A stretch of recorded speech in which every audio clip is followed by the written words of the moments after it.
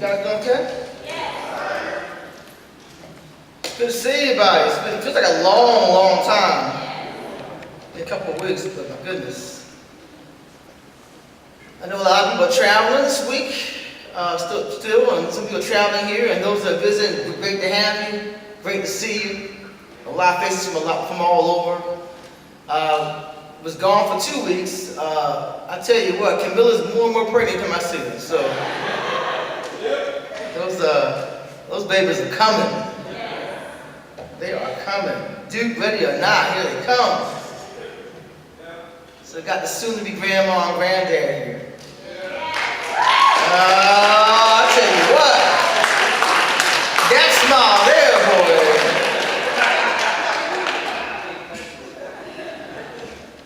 Oh my goodness. You guys doing okay? Yes. I'd say, why don't we pray and then we'll get started. I'm trying to find this mic. Heavenly Father, thank you so much for loving us the way you do. Thank you for your spirit, and your power, and your glory, and your grace, and your goodness. We just pray this morning that I don't want to pray that you speak to us because you're speaking. Just that we listen. And that our hearts are open and attentive. And whatever is out there in my heart, out there, in the hearts out there, and interfering, that you move it out the way so that we can receive your word. I pray that what's said is from you and not from me. That's exactly what you want to say, exactly what we need to hear. We pray all this in your name, in your Son, Lord Jesus Christ. Amen. What comes to mind when you think of, well, first off, let's go through let's meet. All right, get down to it. Next slide. That's the topic of the sermon today, family reunion. Next slide. Family reunion. You got the OJ song. Some of you too young. So the question is, what comes to mind when you think of family reunion? And normally I would pass the mic around and put Coral to hard work, and we pass the mic all around and get feedback. I'm not going to do that this morning, but I think it depends on your family, right? Okay, my mom's side of the family is massive, massive. And so when I think of family reunion, I think of growing up and going to my grandma and granddad's house with all these cousins and aunts and uncles. When I tell you that we were related to a whole town, that is not an exaggeration. If you are like, I had to leave the state of Maryland to get married. Because there's a distinct possibility that you're going to marry your cousin in the state of Maryland, particularly around Annapolis. So I had to get out of Dodge and get away. But we have all these aunts and uncles, and they had 14 kids. And then the kids had a lot of kids. And then they started whatever. I had cousins as old as aunts. They had kids, and my cousins were grandparents, and it was just a lot of people. And so we had that going on. A lot of stuff, a lot of food. I don't know if you said a lot of food. Too much food. And I don't know about your family. People in my family could cook. They're from the country and they could cook, and everybody was a great cook but my mom. That's a whole other story. No, that's not anything to boo about. My mom, my mom didn't care. She did her thing. So she was an eccentric cook that did her own recipes. Amen.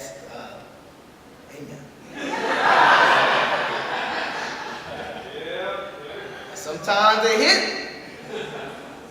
and sometimes they miss. And the only challenge is when she hit, it was great, she did it differently the next time. You said, Mom, make that for me again. It's like, that's not what you made last time. Why are the carrots in the meatloaf? Try something different. It's different. So we have these family reunions, and literally they tell her what to bring. They said, just bring potato salad. Just go to the store and buy some rolls. Okay, everybody's gonna cook. But the food would be so good, so much food. So we had the food, we had people, we had all sorts of things going on. With my family, everybody sings. Everybody sings. And they gather around the piano and they sing gospel songs. Right? And they'd sing gospel. The house was shaking, they sing gospel songs. And I think my sister just posted pictures of people around. That's what they do. And there'd be 30 people around the piano singing, and the cousins in the back laughing at the old people singing.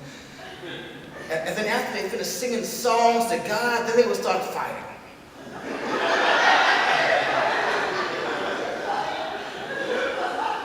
And cursing each other out, and somebody's threatening to go out and kill somebody in the backyard. Because that's what family does. If it's not a good fight, it's not a good family. Anyway, so we went through all this different stuff. But I think of our family getting together and all these people, and you always had your one crazy uncle, and all this stuff going on. What do you think of when you think of family reunion? You know, so in one sense, getting together and having church feels that way. Especially being out of town and coming back into town, you know, I mean, you miss people so much. It's great that they get the family back together, right?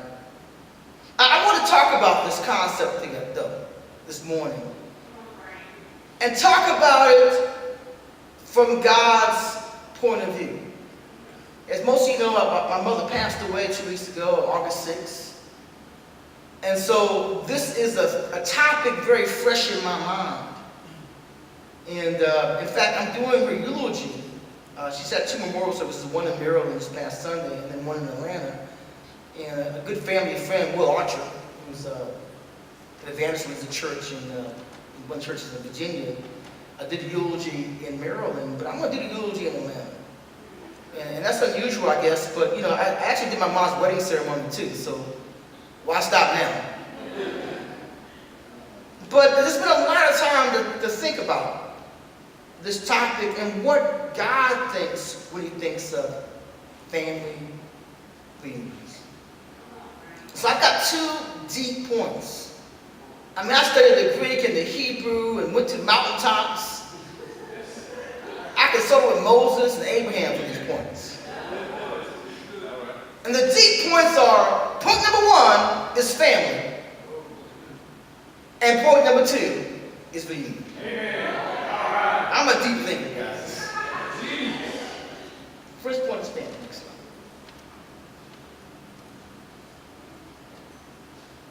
First point is family. To the next slide, we're going to be 1 Timothy chapter 5. God bless you. Verse 1. It says, do not rebuke an older man harshly, but exhort him as if he were your father. Treat younger men as brothers, older women as mothers, and younger women as sisters with absolute purity. This is a great passage.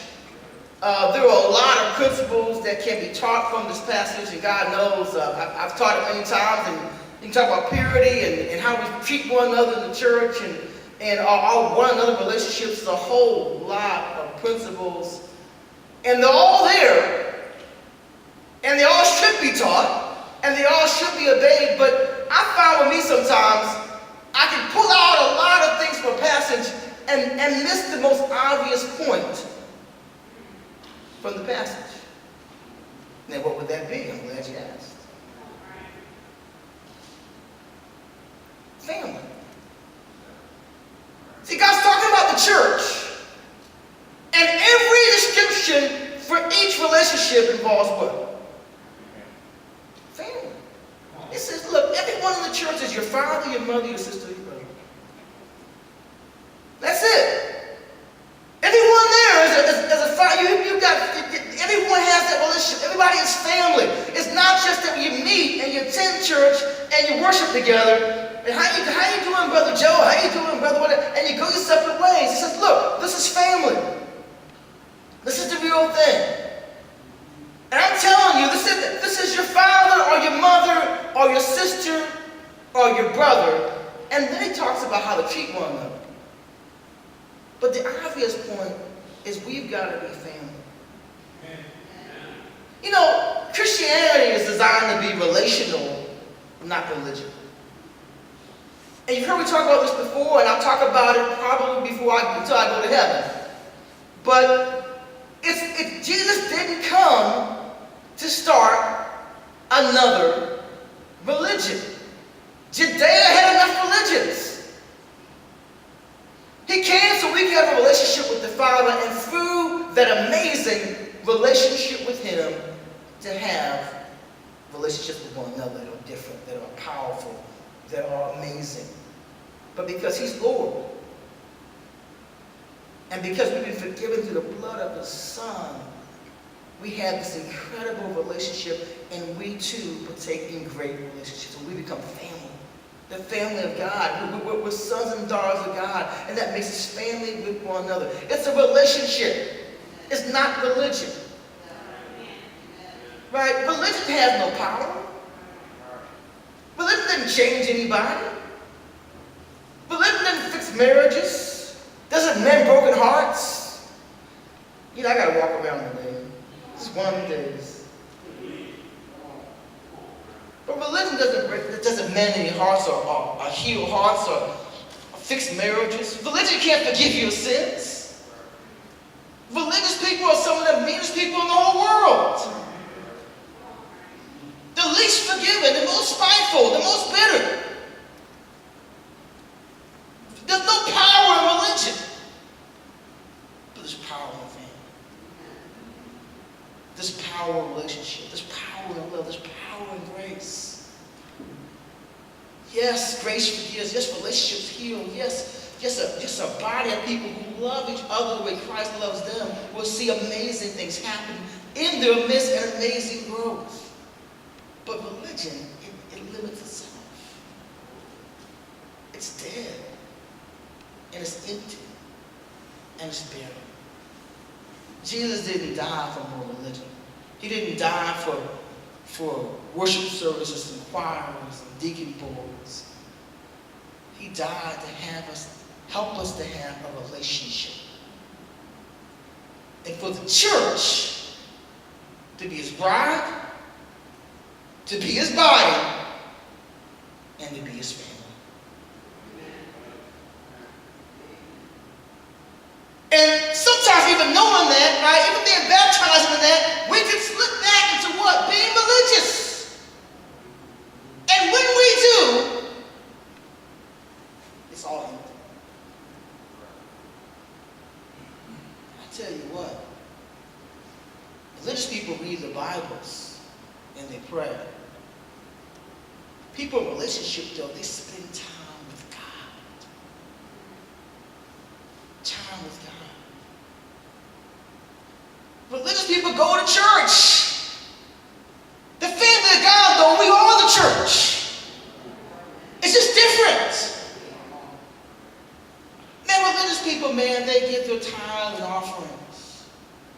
People in love with God, they give of themselves and life. It's a love offering. It's an act of worship. It's not a burden. Man, you may invite someone to your church when you're religious, but you share your life and you share your faith when you're in love with God. It's just different. Everything is different. And there's power in relationship. There is death in religion. And what I have to ask myself every day, am I in a relationship with God and with one another? Or have I fallen back into being religious? Does that make sense? Let's look at Matthew chapter 5. Next slide, I think. Matthew 5. And we're going to read from verse 43 to 48. And it says, you've heard that it was said, 43 to 48, you've heard that it was said, love your neighbor and hate your enemy. That's easy, right? But Jesus said, but I tell you, love your enemies and pray for those who persecute you. Wow. It says that you may be children of your Father in heaven. He causes His sun to rise on the evil and the good, and sends rain on the righteous and the unrighteous. If you love those who love you, what reward will you get? are not even the tax collectors doing that? And if you greet only your own people, what are you doing more than others? Do not even pagans do that. Be perfect, therefore, as your heavenly Father is perfect. There are a couple of things I want to talk about in this passage. One is just this. There's a grace here that's challenging for me. Now, maybe not for you. I know you're more spiritual than I am. But for me, it's challenging. There's a grace here that's challenging. To love your enemies, to love people that are giving you a hard time or persecuting you. Sometimes to love your family. Look, I love my family of God. I love my brothers and sisters, my physical ones. I got 2 brothers and a sister. But if you've ever been through illness in a family member, and my mom got dementia, but was diagnosed 5 years ago. And being in the ministry, I've seen a lot of families go through long-term illness and death and funerals. And you see a lot of squabbles, a lot of fighting over money, fighting over who cares for the parent. And it generally always falls on one family member. And they're mad and bitter because the other ones aren't helping enough. And I always thought, well, my family was going to be so different than that. That would never happen with us. Well, you know, hey, it happened. So my mom got sick and she was here for 5 years, and there is, the sacrifice that my wife made, which was my wife's an angel, take care of my mom, my daughters, whatever. There was a lot of opportunity for a lot of feelings, a lot of bitterness. And a lot of stuff that I felt over the last 5 years. A lot of stuff I felt over the last 6 months, or the last few months, as my mom was passing. A lot of things I thought it wasn't really fair, or didn't really come down the right way, or where's the help? Doesn't she have 4 kids? Okay, a lot of different things coming down the pike. Sometimes I got some attitude from them. I'm thinking, well, how you gonna give me attitude? You go and pray in your closet. Lord Jesus, God, help me not to kill my family. And so my mom passed. And we had talked about we knew we were going to do one memorial service in Maryland because that's where all her family is. And I'm older, then we're going to travel anyway. But I was a little nervous about, as much as I love my brothers and sisters, as being around my brothers and sisters. Not because of them, but because of me. Does that make sense? And it was great. But it was great because God taught me to extend grace. Because without that grace, it wasn't going to be great. Right? And we had a great time. It was awesome. Because we're family. At the end of the day, no matter what went wrong or who did what, we're still family. And I could question a lot of decisions that they made, and I sure they can question me on things I've done. But I couldn't question that they love my mom. At the end of it. Right, wrong, good, bad, and different, they love me. However they process what they process, whether it was right, we can argue that until Jesus comes, right? But they love my mom, and we need to love each other. And her legacy cannot be us fighting. Her legacy cannot be us arguing about who loved her the most, like we argue about taking out the trash from your kids. That can't be the legacy, right? The legacy had to be a legacy of grace. If you're going to fight for family, you got to fight for grace. You got to fight to forgive. You got to fight to extend it because God knows we need it. So it was a great time, but it was because the Holy Spirit pricked my heart to extend grace and not to worry about who's right. The other part of that passage, though, it talks about if you just love those that love you, what reward is there for them? And this is a distinction between religion and having a relationship. Family and religion. My mom, it was amazing in Maryland to hear people just share, cousins, aunts about my mom, right? And then friends and And she was a great disciple, and people would share about things she did for the church there, and she helped write the curriculum they have there, all that stuff, right? Was in an Atlanta service before going. Even the day after my mom passed, I was actually in Atlanta, and a bunch of people that knew my mom there, that she studied the Bible with, she tutored their kids, she mentored people, discipled people. She was big on helping mothers raise their kids and people work out marriage issues. And the person came up to me the day after my mom passed, sharing stories about my mom. And one of the reasons why we knew we had to go back and do memorial service there, they begged for it. The opportunity to say goodbye to her. And all that's touching, it's moving, and it's great. But I've been most moved by people here. Most moved by the Lord Reed's and Fishers and Wanda's and Jade's and Mia's and everybody that served my mom over the years. And everybody in the church that's extended so much love. And this is the reason why. You didn't know her. I mean, even this old lady that kind of wore a red coat, right? But you never knew my mom. She never studied the Bible with you. Never helped you with your life. Never kept your kids, right? Never snatched you out of the fire. It wasn't a love condition on her loving you first. And all those great things that are going to be said today about my mom, she loved them first. She did things for them, and that's great, that's awesome, and that's not bad. But there's something about people that love my mom just because. And I am eternally thankful for this church, for this family, for loving my mom. Didn't know her. She never really did anything other than, be this nice lady in a red coat, right? There is a power in that kind of love. See, I've been involved in churches that love that way. You couldn't stop them from growing. There's a power in that kind of love. I tell you what, when we will extend that to all of us, extend that to everyone that you see that's lost, and just love people because. Not because they loved you or your friends and you've been together, but just because God knows the miracles we'll see in church.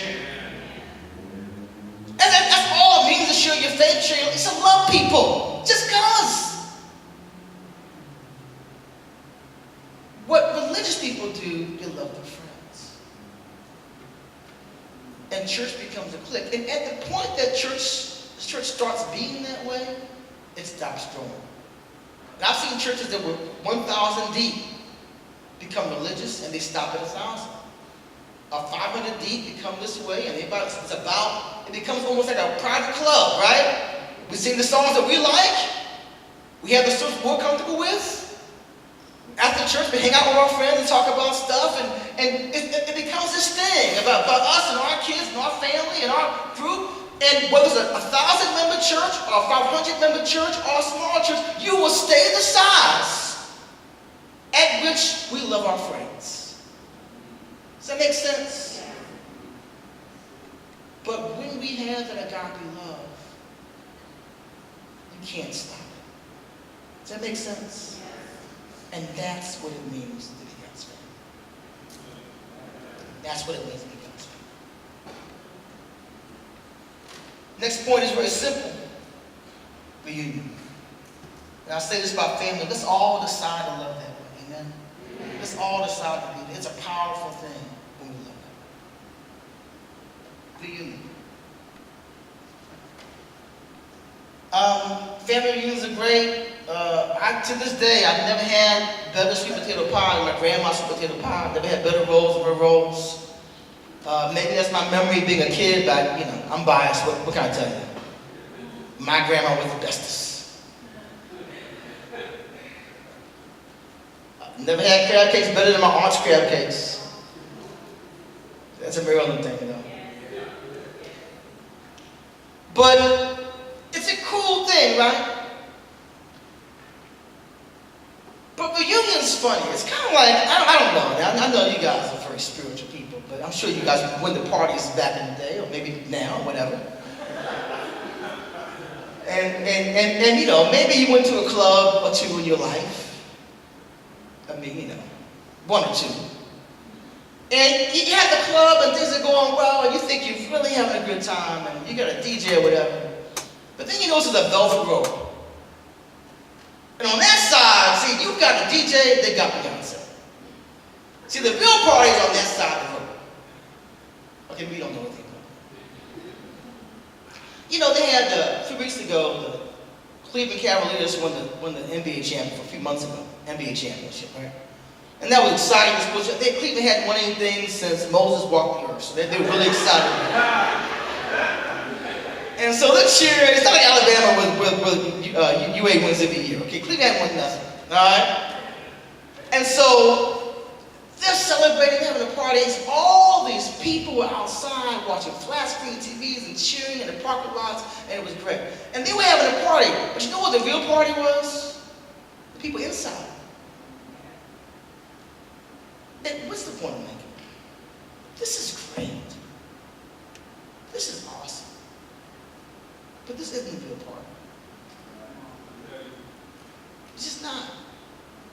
You know, I had a funeral. In fact, I was at the funeral for Minnie's sister.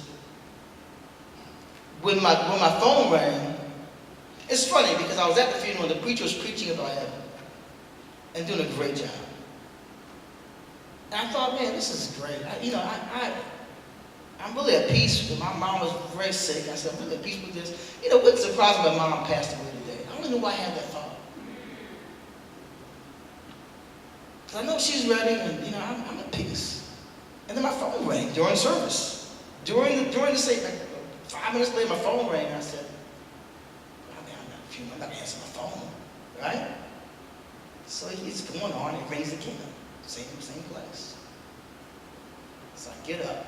At this point, I think I know what it is. I call back, and my mom passed during the funeral.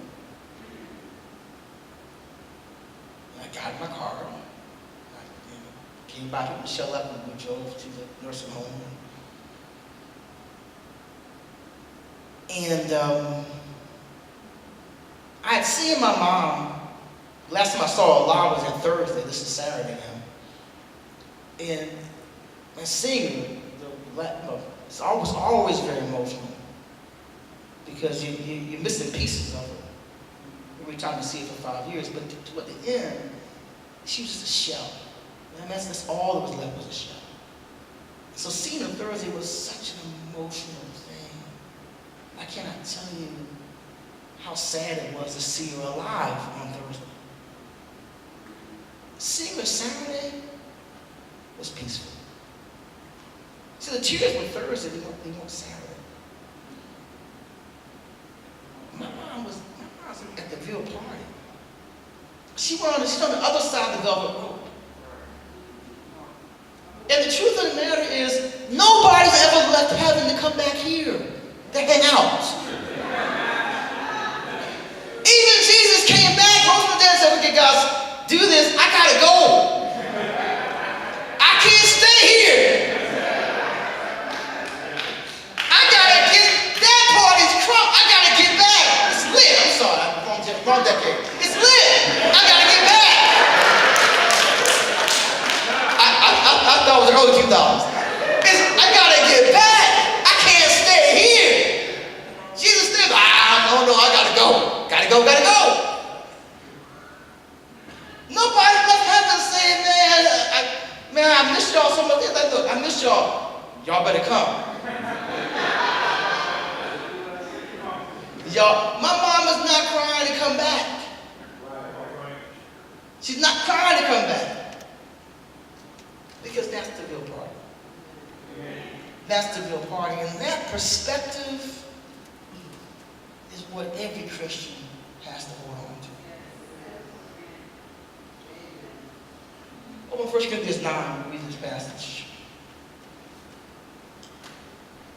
Verse 24, do you not know that in a race all the runners run, but only one gets the prize? You run in such a way as to get the prize. Everyone who competes in the games goes in the strict training. They do it to get a crown that will not last, but we do it to get a crown that will last forever. Therefore, I do not run like someone running aimlessly. I do not fight like a boxer beating the air. No, I strike a blow to my body and make it my slave, so that after I preach to others, I myself will not be disqualified for the prize. But we got some athletes in this room, and people who like Faith. She ran in the Olympics a few years back, and her children who were bionic, that shattered all types of records. I never ran on that level, but I tell you what, I do know this. I've run and jogged and played sports, and I've also been chased by people.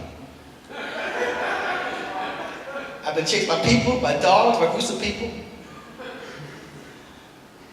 I ran faster and was more focused when I was chased. I don't know about you. I ran with purpose. That's why horror movies are made up, because people like, they run in horror movies, looking back and stuff, they fall down. Come on, man. Look, I've been chased. I ain't never fallen down once. I ain't never looking back. No, man, when you being chased, if I did fall down, I'd be like, you got to catch me. What? He said you got to run with purpose. And the purpose is heaven. That's the prize. The prize is not here. The party is not here. The reunion is not here. And why is that important for us? Because you live differently. You live differently. You just do. It's not about getting caught. I know Jesus is watching. And so you live differently in the secret places. When it's just you and God watching, and it's the computer and it's the site, you live differently when it's about Him. You live differently when it's you and your wife and no one can see it, because we can be great married couples in public. But you live differently in private when it's about Him. You live differently on campus when it's about Him. You love differently when it's about Him. We worship differently when it's about heaven. It's not about us, right? Because we can find things to fight about, to displease about, so to hurt my feelings, and I don't know if you really love me, and then you call me. I get it. But when what's about heaven and getting to heaven and getting people to heaven, then we work through all that, because what we're trying to do for ourselves, each other, and for people is bigger than this. We just function differently. And churches go from family to religion because it becomes about us, about them, about here, rather than about getting there.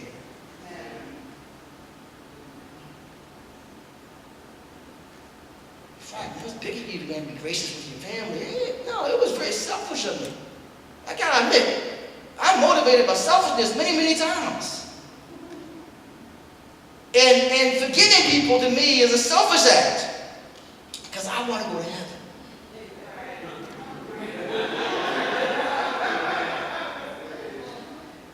And I thought through, what are my issues?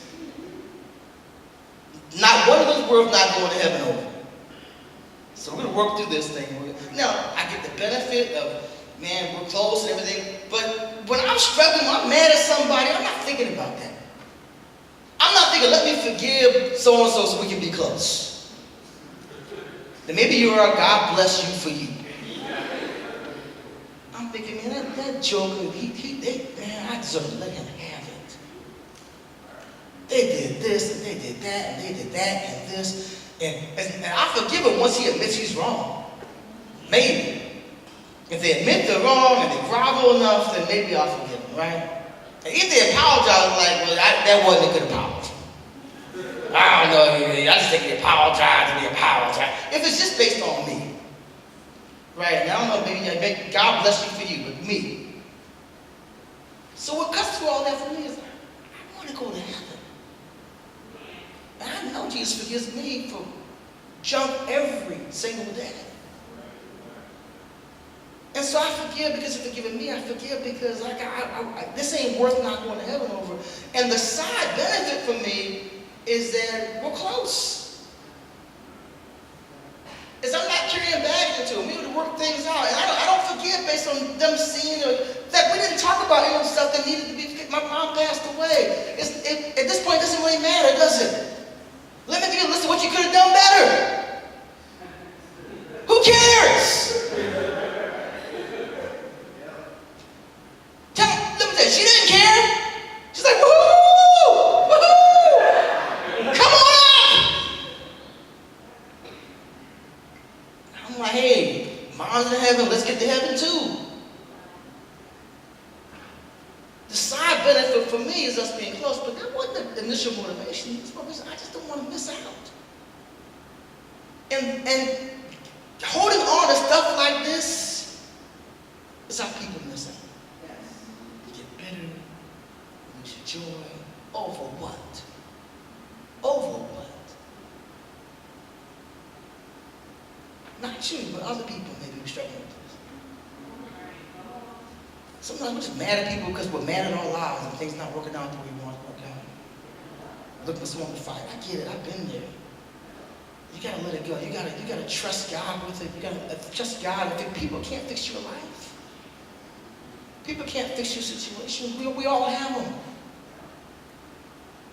And I appreciate all the love I've gotten over the years, but no one can carry the burden of my mom dementia for me, or for my wife, or for my family.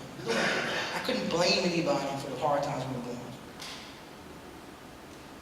Sometimes I want to, right? Pick a fight with somebody because my life is tough. People need to call Jacqueline. Nobody can carry that. People can do what they can do.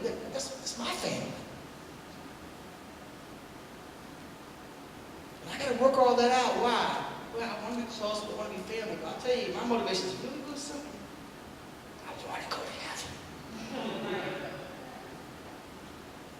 I want to go to heaven. The best times I've had at church in my whole life, being in a group focused on family and heaven. Let me tell you, explosive love, family, just growing, don't know why we're growing. It's awesome. And to this day, people are close. And look, I've always made tons of mistakes as a leader, but the thing I've realized is love covers over a multitude of sins. You've got a group of people that love each other and love the Lord about heaven. Great things happen.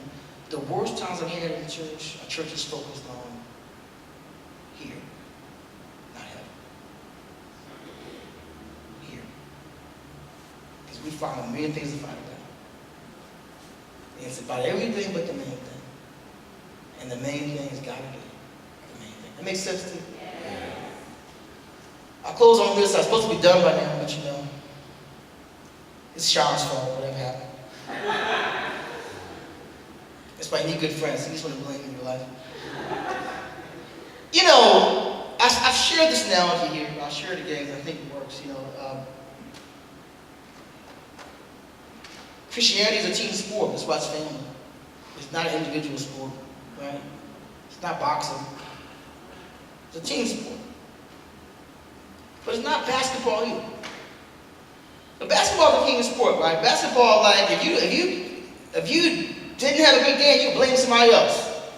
Coach, man, what happened was they didn't pass me the ball. Because if they passed me the ball, it would have been over, right? In basketball, there's always somebody to blame other than yourself. That's a mark of a bad team, by the way. Football is a bunch of other players that you can blame for what happens and doesn't happen on the field. I did my job. Y'all lost 41-0. Yeah, I had a good game though. I did my job. I don't know what happened to them. Okay, they scored 40. You play defense too. They scored 41 points on your defense. Yeah, but you know, it wasn't on me.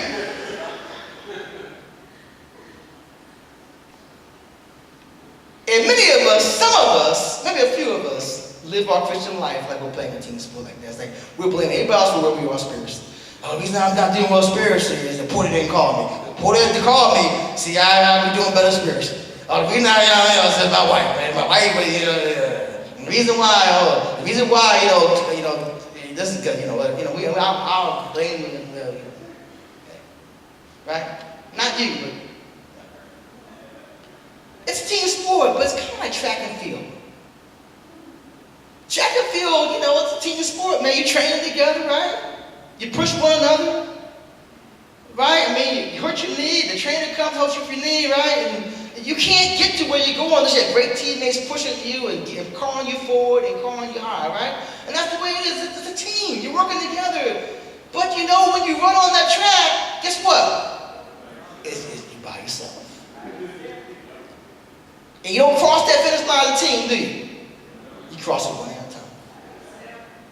And if you run a slow time, and look, you know, you can't say, well, my teammate, you know, they weren't running fast in their lane. Hey, you got to run your race. That's right. Come on. You got to run your race. And I can't blame anybody for my race. And yeah, we're training together and we're trying to help each other to be the best we can be. But at the end of the day, I have got to run my race. You have got to run your race. How's it going?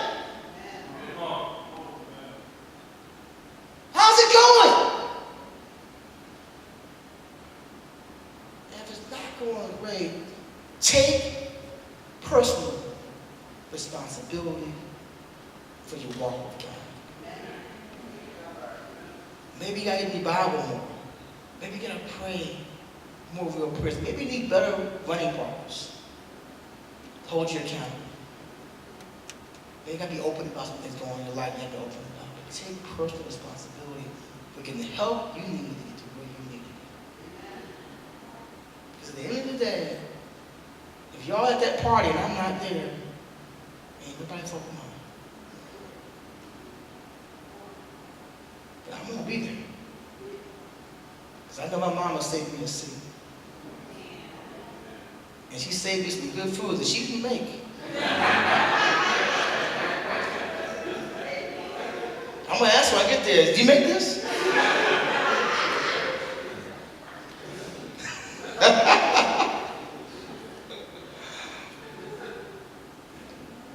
But let's not let anyone cheat us out of our family reunion. Amen. So if you're raised as a disciple, man, share your life with somebody else. In the church, out the church, let's keep this thing going. If you're not doing well, get the help that you need. If you're like, I don't know where I am spiritually, there are people in this room right here that would love to help you. So let's be open to that and let God do it. Amen.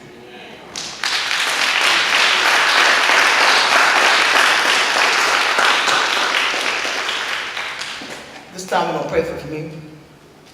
Heavenly Father, God, thank you. You sent your Son to die for us. Thank you that your blood that forgives us of our sins. I pray as we drink the fruit of the vine represents the body that was shed, the blood that was shed for us, and eat the bread that represents the body that was slain for us to God. That we remember our covenant to follow you always, and that we'll be your family, and as an extension of family to one another. Heavenly Father, God, and we will fight and focus on heaven so we can spend eternity with you and one another. God, thank you for your blood. Thank you for your Son. We pray all that you do in the name of your Son, Lord Jesus Christ.